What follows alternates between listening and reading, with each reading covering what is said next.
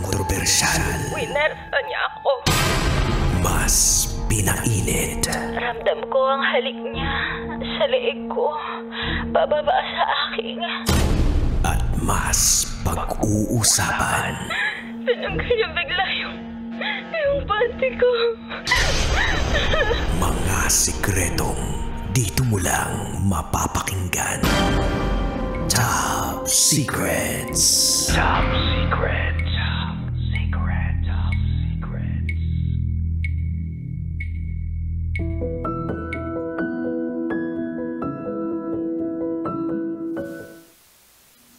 Hi Kabisyo, it's me DJ Rocky Terra and welcome to the program Top Secrets. Kung saan pwede kang makapagbahagi ng iyong pinakatatagong sekreto. Ito ang programang hindi ka huhusgahan, bagkus ikaw ay pakikinggan. This is your safe haven, your sanctuary. We listen and we don't judge. Yan po ang kultura na gusto natin na ipromote sa oras na ito. At meron na nga po tayong top secret sharer sa kabilang linya. I-welcome na natin siya. Hello, magandang gabi sa iyo. Hello po, magandang gabi po. Pwedeng malaman kung anong pwede naming itawag sa iyo? Siguro, Jana na lang po. Jana, ilang taon ka na? 29. 29. Sang lupalop ka naman galing, Jana? Dito lang po, Manila lang po. Manila. Okay, hindi na ako magpapaligoy-ligoy pa. Jana, 29 from Manila. Ano ang top secret mo? Meron akong 4 na jowa. Meron kang 4 na jowa. Bakit meron kang 4 na jowa? Hindi ko din alam, pero 4 sila. Bali, may nanliligaw pa sa akin. Pero may original boyfriend ka talaga dun? Meron po. And 9 years na po kami. LDR ba kayo or nagkakasama kayo dito sa Pilipinas? Live-in po kami. Live-in kayo? So yung tatlong gino-jowa mo sa kasalukuyan, hindi alam nitong 9-year live-in partner mo? Hindi po. So what made you decide na sagutin din yung ibang mga lalaking yun? Paano mo sila nakilala? Saan mo sila nakilala? At bakit ka pumayag na magkaroon ka ng jowa na iba pa bukod dito sa 9-year live-in partner mo? Kasi parang hindi na maganda yung pagsasama namin ng 9 years. Pero nagsasama pa rin kami para lang sa pinatayo namin na parang mga naipundar namin. Sa bahay, like bahay, ganun. Na-open up mo na ba yung mga issues mo sa 9-year live-in partner mo? Nag-usap na ba kayo about it? Kung ano yung pwede ninyong magawa para ma-solve kung ano man yung issue na meron kayo? Hindi siya open, hindi siya nakikinig sa akin. Ganun. And that led you na magpaligaw sa iba at sumagot ng ibang lalaki? Hindi, parang nahulog yung loob ko. Mhm. Pwede ba nating isa-isahin tong mga tatlong naging boyfriend mo pa aside dun sa original 9-year live-in partner mo? Yes Etong po. si second guy, paano mo siya naging jowa? Ano po? Etong second guy sa life mo, kailan mo siya naging jowa? Pang ilang year ninyo ng live-in partner mo siya naging jowa? At Naging jowa ko po siya noong 2021. 2021. Ano siya, nagsimula ba kayong magkaibigan? Tapos naging magjowa kayo? Nakilala mo siya sa social Oo. media? Pinakilala siya nung kaibigan ko sa akin. Mhm. Tapos hanggang sa, ayun na, nagkaroon kami ng, niligawan niya ako pero hindi niya alam na may boyfriend ako, na may kalibian ako. Up until now. Yes po. So paano kayo nagde-date nitong second guy? Lumalabas kami. Tuwing available schedule mo na wala kayong schedule nung iba pa. Yes po. So nilalaanan mo talaga ng oras, naka-schedule silang lahat, silang apat. Yes po. Okay, buti hindi ka pa nahuhuli. Hindi naman. Hindi pa. Mhm. Masasabi mo bang magaling ka? Medyo kasi sa 9 years namin, wala siyang pinagdudahan kahit isang beses. Kilala niya ba tong tatlong lalaki na Hindi boyfriend po. mo? Hindi po. Hindi. So never niya pang nakita, never mo pang na-introduce sa isang party, sa isang event? Hindi pa po. Alright. So etong pangatlong Kasi, lalaki, bakit? Sige, go ahead. yes po. Kasi may work kami pareho. Tapos, busy siya, busy rin ako. Busy siya, busy ako. Ganun. So, So nagtapatan Yung kayo sa- ng kabisihan, ganon? at saka siguro dahil kaya hindi niya ako nahuhuli kasi never namin ginalaw yung cellphone namin. Hindi kami friends sa Facebook. Sa 9 years na yon hindi kami friends sa Facebook. Sure ba kayo na Nag-uus- mag-partner kayo o baka naman magkakilala lang kayo? Dun sa 9 years na yon, never kayo nag-open ng mga Facebook ng isa't isa. Tapos hindi kayo mag-friends sa FB, tama ba? Yes po. At saka hindi kami nakikialam sa cellphone ng isa't isa. Facebook official ba kayo or social media official kayo? Like, you post pictures, videos together Hindi sa po. social media? Sa 9 years po, hindi po. So sobrang discreet ninyo. I mean, low-key talaga yung relationship ninyo. But alam ng mga friends ninyo, family members ninyo, na kayong dalawa. Yung malapit lang sa akin, siguro 2 kaibigan kong malapit sa akin, alam nila. Wait lang ha. Tinutukoy natin dito yung 9-year na karelasyon mo ha. Opo. So bakit ganun? May asawa ba tong 9-year live-in partner mo? Wala po. So bakit dalawa lang sa mga mataong malalapit sa'yo yung nakakaalam na meron kang 9-year live-in partner? Hindi po. Yung family niya, yung family ko, tsaka yung 2 malapit na kaibigan ko, yun lang po yung nakakaalam sa relasyon namin ng 9 years. How about yung The mga re- office mates The nyo? rest, wala po. Hindi po. So hindi kayo open publicly? As in, pina-private nyo lang yung relationship ninyo? Parang ganun po. Kasi never po kaming nag-post sa isa't isa. Mhm. Was it a decision na pinag-usapan ninyong dalawa or nagpakiramdaman Hindi na lang po. kayo? Siguro pakiramdaman na lang din po. Kasi hindi niya po ako pinopost So, ba't ko siya ipopost? So ganun lang din. Do you think meron ba Opo. siyang may iba siyang Wala po. babae? Wala po. Wala naman. Kasi yung cellphone niya po is, alam ko yung password, open sa akin yung cellphone niya, pero yung cellphone ko hindi. Alright.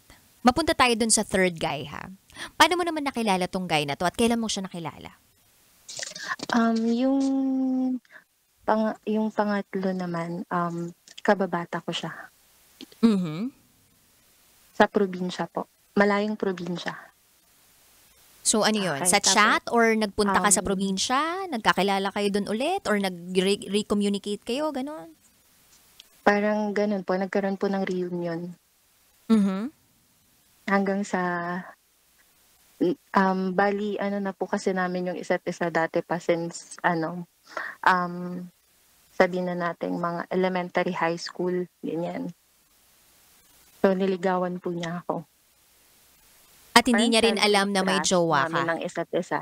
Hindi po. Okay. So, etong third guy, LDR kayo? Nasa probinsya po siya, pero dati nasa probinsya siya. Pero po, nandito na po siya sa Manila ngayon. Oh, okay. So, nasa Manila na siya. Was it because of you kaya siya nag-transfer from the province papunta dito sa Manila? Yes po. Yes po. Oh, okay.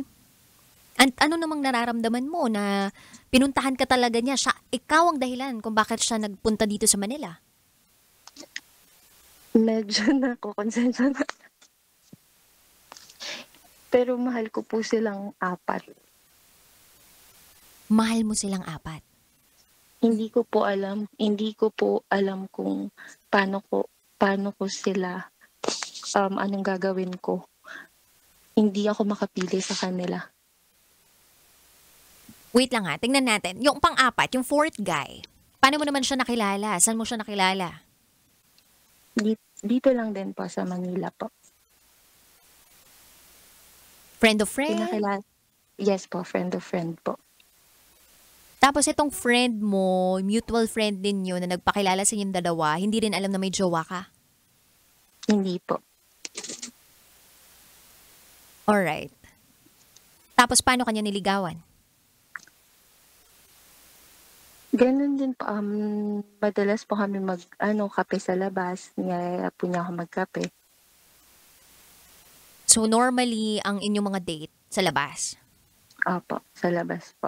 Sa lahat ba ng mga lalaking yan, second guy, third guy, fourth guy, sa lahat ba sa kanila, wala man lang nag-attempt na ligawan ka sa bahay? Saan mo sila dinadala kapag sinabi nila na, ano yung nakata? Atid, sundo na kita sa bahay nyo. Saan mo sila dinadala? Hindi po. Doon ba sa Hindi bahay po ako ng live-in partner nyo? Hindi po ako nagpapahatid sundo. Hatid sundot. Hatid sundo na ano? Hindi rin po.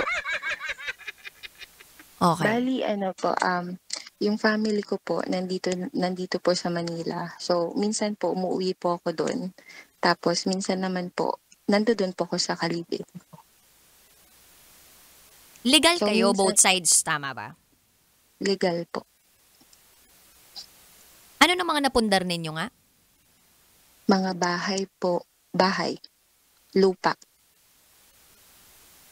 Nakapangalan yun kanino? Sa amin po. Hindi siya pwedeng ipangalan kung wala pa kayong, kung hindi kayo ano po mag-fiancé yun, ma'am? Parang, or magkasal. binenta po sa amin nung magulang niya. Na Okay. binili po namin. Ganun po. Pero technically, sa papel, kanino siya nakapangalan? Sa magulang po niya. So technically, hindi pa napupunta sa inyo yung mga titulo ng lupa. Pero hawak na ninyo yung deed of sale, yung mga ganon. Opo. Okay. Kasi nag-iisang anak lang po siya. And may ambag ka doon sa pagbili ng mga lupa or ng mga properties na yon. Oo naman po. Sa tagal ko na rin po naman na nag-work po. Okay. So that is the reason why you are still holding on dito sa taong to, sa relationship na to, or talagang mahal mo lang siya, kaya hindi mo siya mabitawan? Hindi ko na din po kasi alam kung mahal ko pa ba siya or hindi na. Or talagang nandoon lang ako sa mga naipundar namin.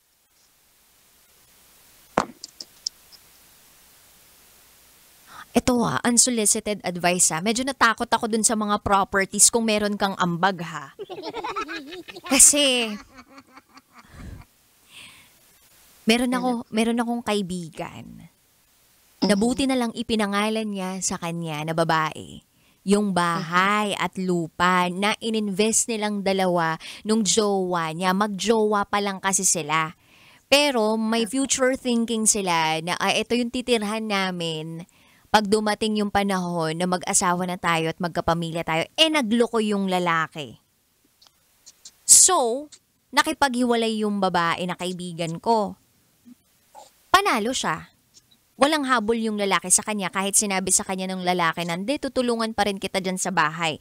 And yung parang implication nun is that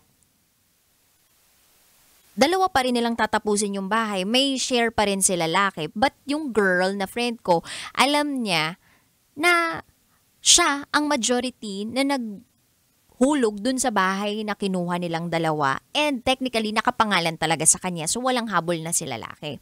So, ngayon, dun sa sinasabi mo, meron kayong properties together. Tapos, hindi nakapangalan sa'yo clearly yung mismong property na yon. Apo. So ngayon, medyo nanganganib ka ha. Ito, binibigay ko lang sa iyo yung katotohanan na medyo nanganganib ka na just in case lang, mahuli ka. baka hindi ibigay sa'yo yung ibang properties because technically wala dun yung pangalan mo. Kahit sa korte mo ilaban yan, hindi ka mananalysis.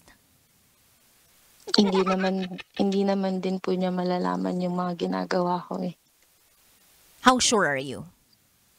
105%.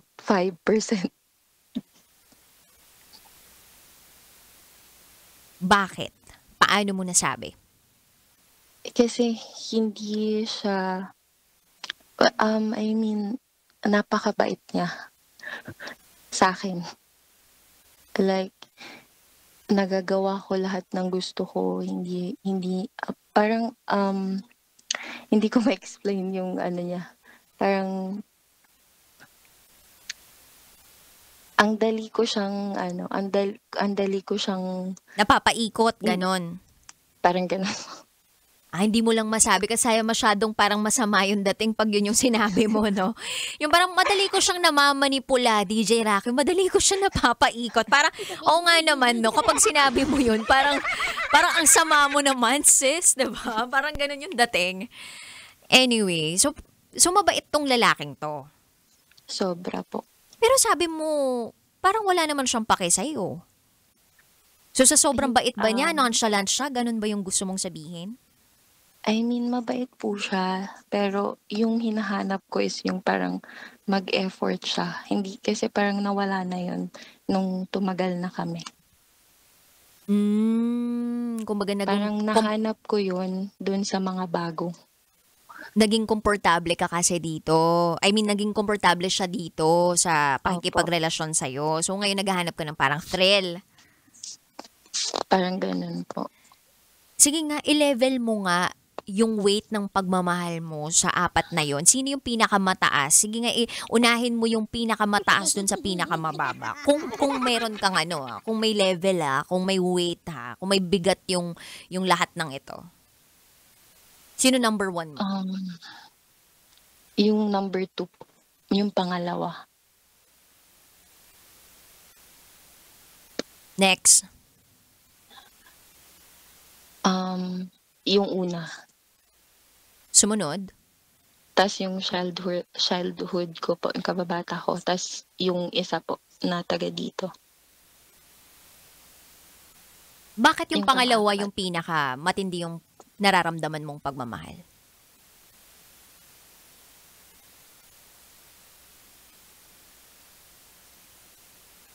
Hello? Jana, nag-reconnect po, no? Connection lost. Jana, kumapit ka. Jana, hello? Are you still there? Hello, Jana? Hello po. Ayan. I think, hello, Jana? Nandiyan ka pa ba? Yes po. Ayun. Akala ko nasa Mars ka na, sis. Okay. Jana, bakit mo nasabi yung second guy, yung pinakaminamahal mo ngayon? Kasi parang hindi ko na, yung mga bagay na hindi ko nagawa dun sa tatlo, nagagawa ko sa kanya. Katulad ng? Kaya tulad ng, parang mga simpleng bagay lang na like, parang siya yung ilagi kong inuuna sa tatlo. Pogi ba? Pogi po. Siya pinaka-pogi dun sa apat? Yes po. Malaki? Super. Afam ba? Hindi po. Pero nasa ibang siya ngayon. Nasa ibang bansa siya. Okay. Sabi mo kanina, nagpapaligaw ka pa sa iba. So anong rason kung bakit nagpapaligaw ka pa sa iba? Meron ka nang 3 reserba dyan eh. Parang nagugustuhan ko rin po siya. Eto bang tinutukoy nating siya ay isang tao lang o marami sila? Isa lang po. Isa lang. So may isa ka pang ini-entertain. So this will be, if ever, pang-5 guy na. 5th guy na to. Opo. Saan mo naman to nakilala? Nakilala ko po siya sa, kaibigan po nung ka-work ko. Okay. Bumisita po kasi sila sa office nun. May balak ka pa mang magdagdag? Gusto mo ba ng parang basketball team yung gagawin mo? Hindi naman po, ang pinoproblema ko lang ngayon ako naman yung naliligaw sa'kin ngayon na nagugustuhan ko na, parang kapag bored lang naman ako. 'Pag bored ka lang. Pero kumusta yung anong nararamdaman mo now that you have 4 guys plus 1 just in case, 'di ba, nasagutin mo din siya bilang boyfriend. Anong nararamdaman mo? Like, are you feeling contented? Are you happy? Hindi pa rin po.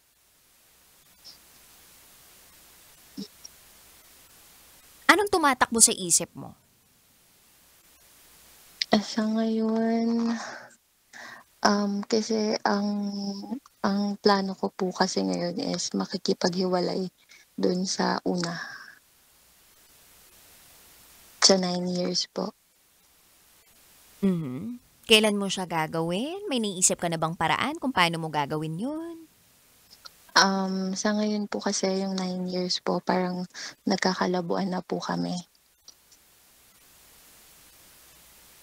So, yun ba yung gagamitin mong dahilan para Yes, mag-let go ka na doon? yes po. Are you also willing to let go dun yung mga properties ninyo or pag-uusapan niyo talaga? Pag-uusapan po kasi may mga motor din po kasi kami. So, bata pa lang Pag entrepreneur ka na, ganon. Opo, pag-uusapan na lang po namin yung mga naipundar po namin. And how about Tapos the others? um, yung yung pangatlo tsaka pang-apat, hindi ko po alam kung anong gagawin ko sa kanila. Pero yung ano po, yung childhood ko po na ano, alam po niya I thought kanina na hindi niya alam. I mean, wala op siyang alam op na nung may nung ano boyfriend ka. po, nung niligawan niya po ako, wala po talaga siyang alam nun. Tapos po, nung naging kami na, nalaman po niya kasi po, nakita po niya sa TikTok. Pinost po kasi ako nung pangalawa. Tapos po, dumaan po sa FYP ni number 3. 3. Opo, number 3. Nakita po niya yun. Tapos hindi pa po niya sa akin sinasabi nun. So nung nagkita po kami, tinanong niya po sa akin kung sino yun. Halata naman po kasi yung ano namin, yung TikTok namin dun. Pang ano talaga, Pang boyfriend and magjowa. girlfriend. Apo, po. Gumawa kayo So ng TikTok challenge, ganun ba yun? parang mga sweet lang gano'n. Mga sweet-sweetan lang. Okay. Tapos ayun Umamin po, ka na. opo, inamin ko po. Tapos akala ko po kasi hihiwalayan niya na po ako. Pero hindi pa rin.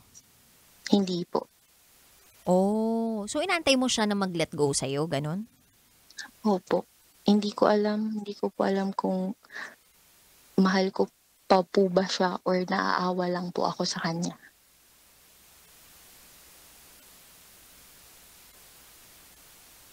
Ito yung nasa probinsya, tama ba? Opo, na pumunta po rito sa Manila para mag-work na lang po dito kasi gusto niya po akong makasama. Ah. Yung ikaw yung dahilan kung bakit siya Opo, nagpunta dito sa Manila. kung bakit siya nagpupursige sa buhay niya ngayon. Tapos parang ikaw pa yung magiging dahilan kung bakit siya heartbroken. Feeling mo ba mahal na mahal ka niya? Opo, sobra. Kasi inamin ko po sa kanya yung 3 eh. Tapos tinanggap ka pa rin niya. Opo. So hindi mo alam kung paano ka makikipaghiwalay sa kanya. At hindi ka rin sigurado kung awa na lang yung nararamdaman mo sa kanya. Opo, kasi may parang may ano siya may hindi ko alam kung May suicidal ano siya. Tendencies? Mm. Oh, shucks.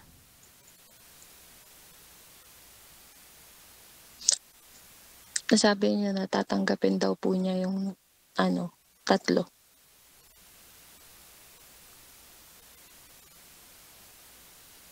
Eh, yung pang-apat?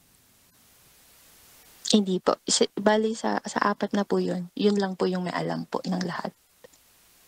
Hindi, yung pang-apat mo, gusto mo na ba siyang hiwalayan? Or ano? Anong plano mo dun? Sa akin, yung pang-4 ano, wala lang siya sa akin.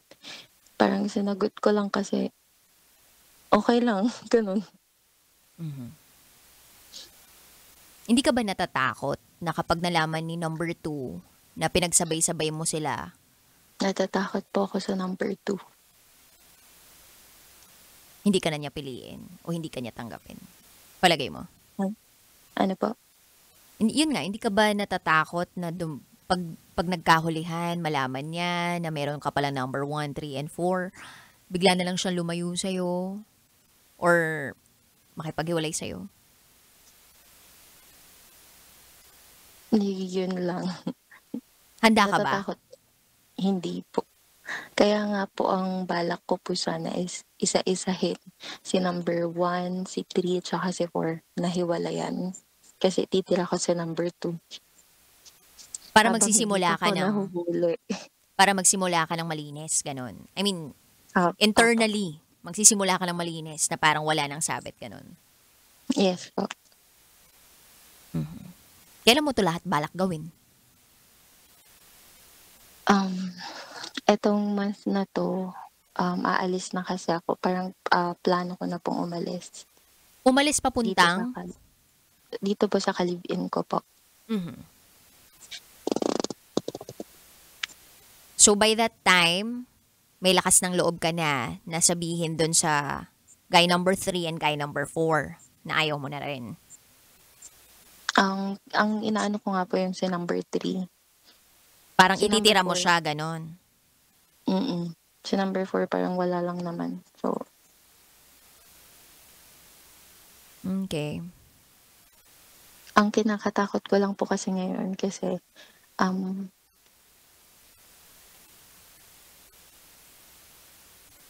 Anong kinakatakot mo?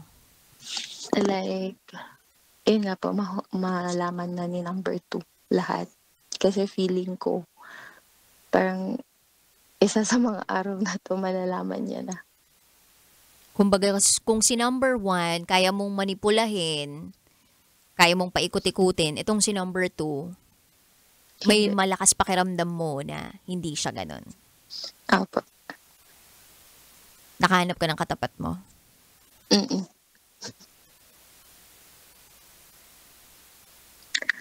Well, kaya nga may tinatawag tayong present dahil ito ay regalo sa atin ng Panginoon para makapagsimula ulit. Kaya may tinatawag na past kasi nakaraan na yun. Matututo lang tayo dun.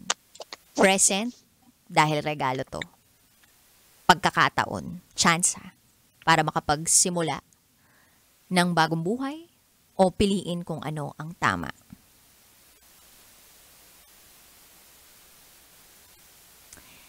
Hello, Jana. Jana, nandiyan ka pa ba? Nawala ka, Jana. Nasaan ka na? Sumagot ka kung nandyan ka. Kung wala ka na, babay na.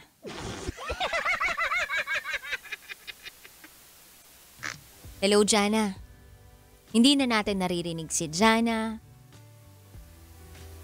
Ako na lang ang nakakarinig sa sarili ko. Kaya Jana, maraming salamat sa pagtawag mo. And I hope bigyan ka ng Panginoon ng clarity. Para kung alam mo kung anong gagawin mo. Alam mo ba na si Marcus Aurelius? Napunta tayo doon. Hello po. Jana! Jana, hello. Hello po. Jana, kanina pa kita tinatawag. Mamumuti na lang yung mga mata ko. Makakatulog na lang ako, makakauwi na ako, hindi ka pa sumasagot, ha?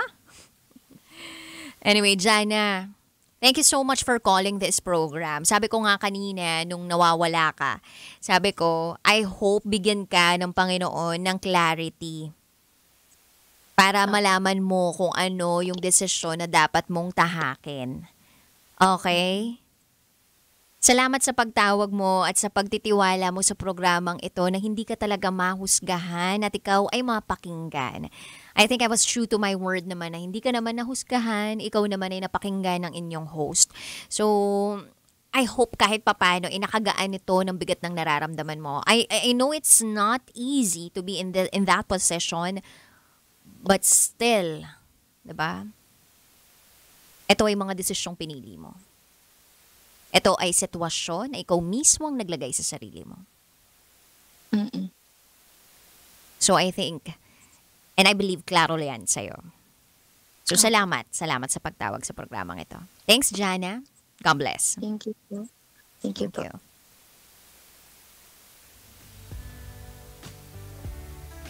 Kaya siguro maraming single ngayon, no? Kasi yung iba apat-apat yung jowa. Magtanggal na kasi kayo. Makipag-break na kayo dun sa mga iba niyong jowa. Para naman lahat mabigyan. Diba? 1:1, diba? Huwag niyong kunin lahat. Marami dyan na single. Si Boy Pindot nga namin hanggang ngayon di pa nagkakajowa eh. Anyway. Jana, kung hindi mo na kaya yung iba, ibigay mo sa iba. Para naman meron din silang share, diba? Anyway. Sabi ni Marcus Aurelius,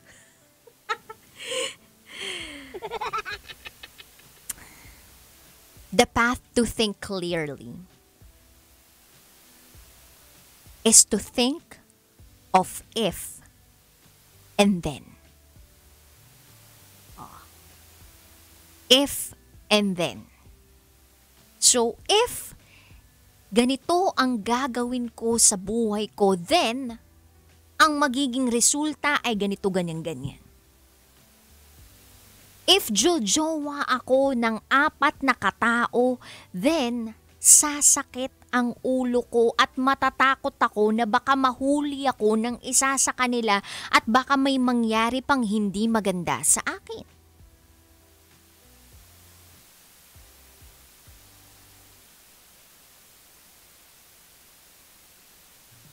By using logic,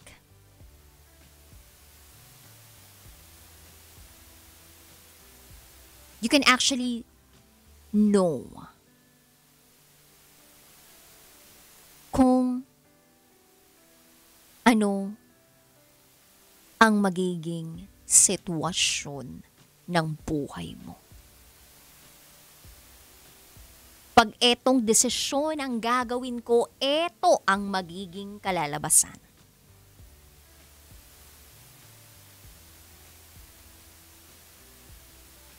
Minsan kaya tayo nasa magulong sitwasyon because we decided also to be in that situation. Yun ay bunga ng lahat ng mga maliliit na desisyon nating nagsama-sama kaya naging isang malaking desisyon na siya at naging isang malaking sitwasyon na siya. At ang tanging tao lang na makapag-aalis sa'yo sa ganong klaseng sitwasyon ay ang sarili mo. At kaya may tinatawag tayong present day, because that is a gift from God o ng universe. Ito ay tsansa mo, oportunidad mo, pagkakataon mo para makapagsimula ng bagong buhay. Piliin kung ano ang tama, bitawan ang mali, matuto sa nakaraan. I know it's easier said than done. But if you think of longevity or long-term solution, or happiness, peace in your life, pipiliin mo na yung mahirap gawin ngayon.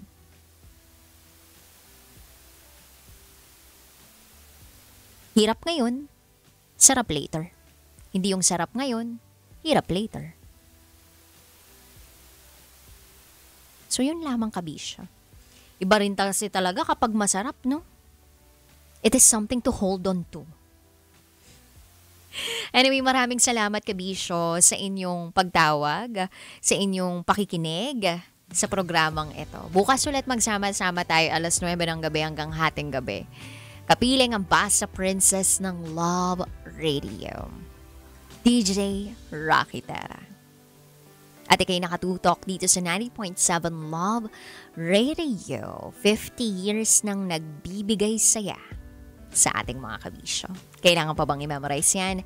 Basic, this is Top Secrets. Metro's number one. Metro's number one. Love Radio.